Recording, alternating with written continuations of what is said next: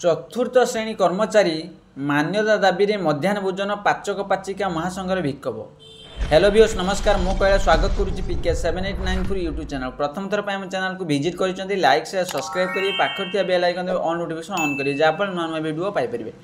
8 दफा दाबी रे ओडिशा मध्याह्न भोजन पाचक पाचिका महासंघ पक्षर विधानसभा सम्मुख विक्षोभ प्रदर्शन करा जायछि।